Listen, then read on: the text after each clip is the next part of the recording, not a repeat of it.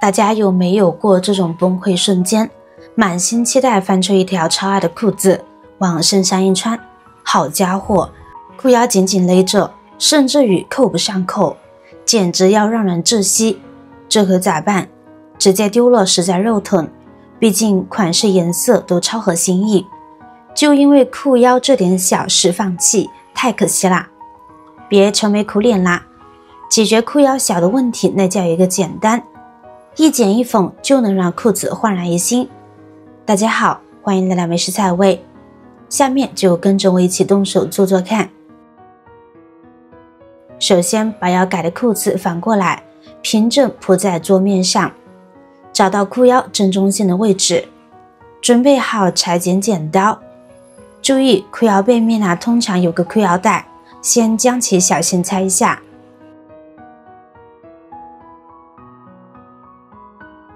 然后把拆下的腰带扣返回去，用针暂时固定在裤子上方边缘位置，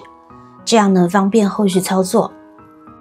接着拿出记号笔，在刚才确定的中心印记左右两边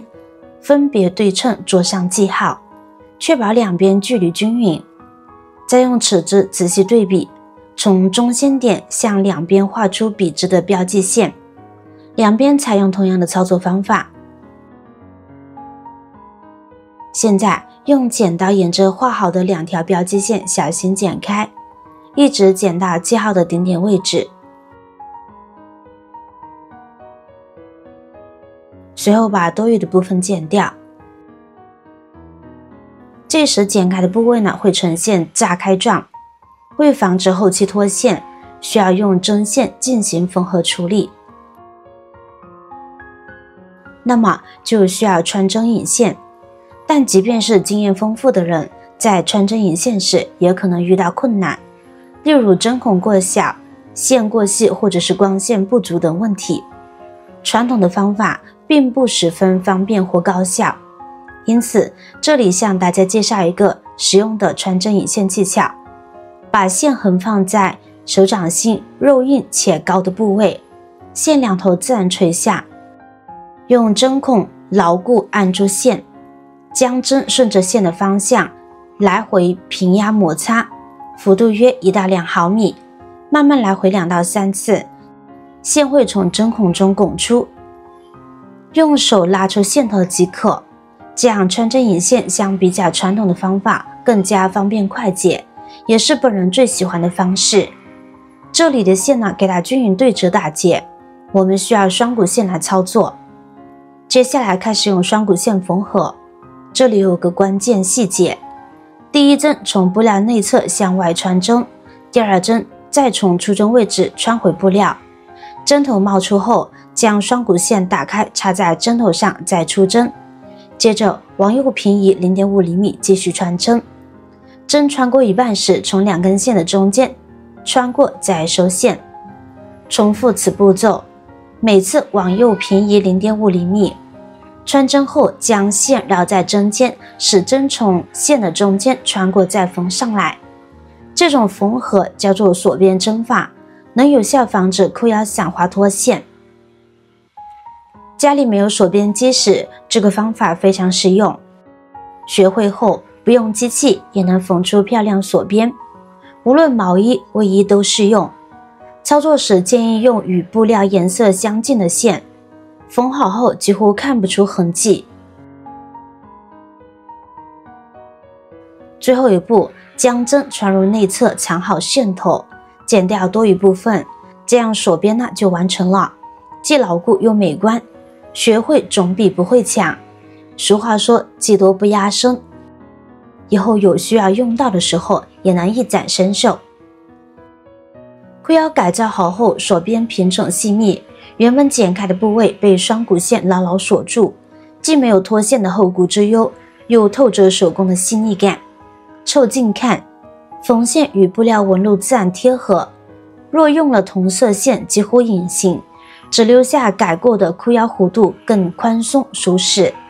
轻轻一拉便能感受到恰到好处的余量。接下来准备一根长度适配的松紧带，对比裤腰两侧余量后，将其均匀放置于内侧，用手固定稳当便可以开始缝合。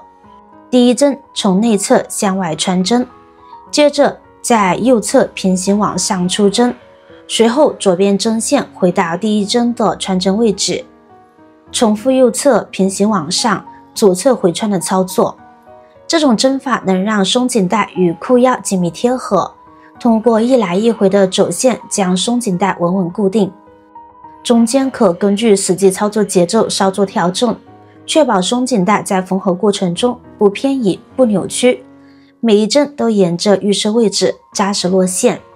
缝至拐角位置时，可放慢速度检查松紧带是否平整，确认无误后继续按同样的方法推进，直至接近末端时多缝2针加固。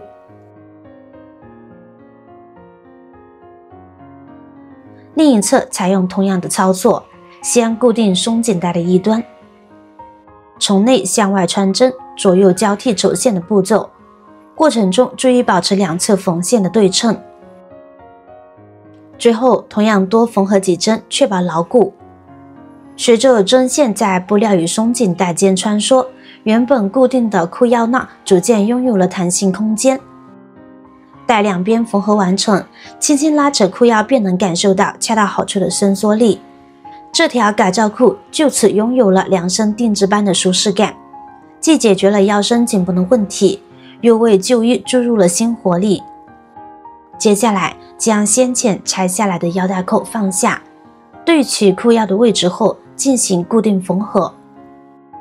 确保扣体与裤身紧密贴合。缝好后，用剪刀仔细修剪多余线头，让整体外观更加整洁利落。至此，裤腰改造的全部工序就完成啦。一条腰围告急的旧裤子，经过几剪刀剪裁、几针线缝合，经摇身一变，成为舒适度满分的弹力裤。每一步都是动手的乐趣，更是把旧物遗憾变成了两生惊喜。下次再遇到衣物不合身的情况，别着急断舍离，试试这些小技巧，说不定就能解锁变废为宝的成就感。生活的智慧从来不在远方，就在这一针一线、一裁一剪的烟火气里，等你来发现呀。本期内容就到这里啦，如果您有其他见解，欢迎在评论区留言分享，也请大家多多点赞转发，让这些生活小技巧帮助更多人。正人玫瑰，手有余香，期待下次继续和您探索更多实用生活小窍门。我是瑶瑶，我们下期再见。